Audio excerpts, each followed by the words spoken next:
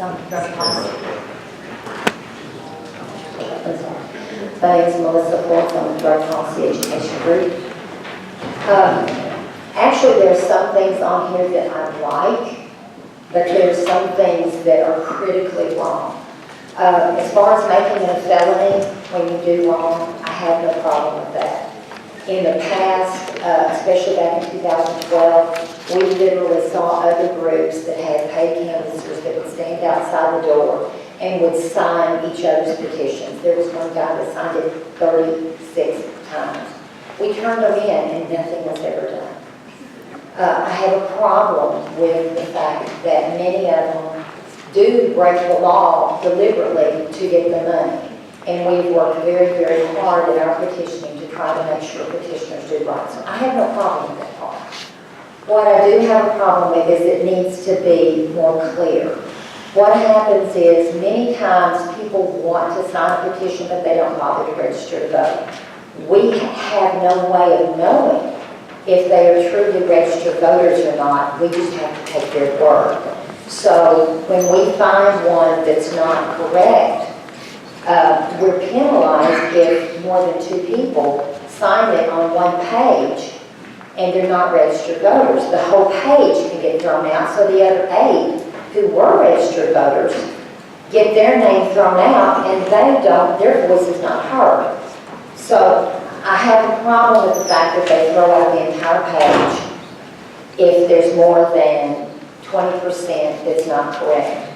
But the felony thing, as long as it's truly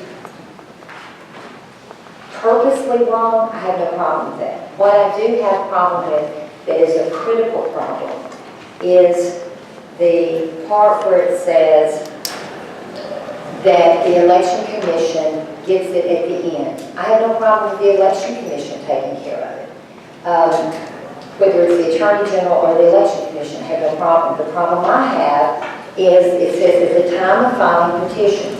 And in this bill, it says you file with the Secretary of State first. If we file with the Secretary of State and then gather signatures, and it may take a year and a half, especially if you're doing volunteers. And even with volunteers, it's an extremely expensive process. So you go through all this process, spend a year and a half working on it with hundreds of people out there day in and day out getting signatures. And then with this one, you take it to the Election Commission.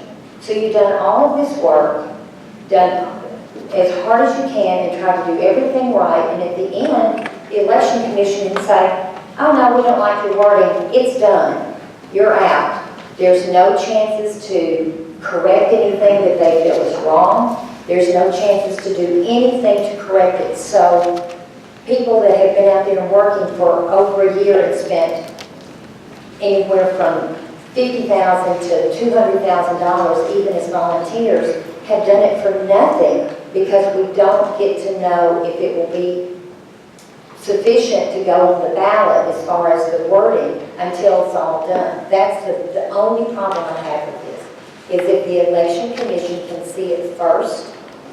And they don't have to tell us what's wrong with it because, believe me, the Attorney General doesn't.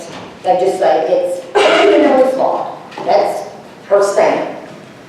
So they don't give us any advice.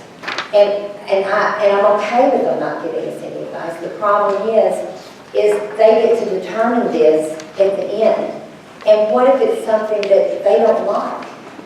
It could be anything, whether it's a liberal thing or a conservative thing. If that commission doesn't like it, they can find one comma that's wrong and throw it out. And you've spent a year and a half working so hard for nothing. If you could put the commission reading it in the first, I have absolutely no problem with what y'all do.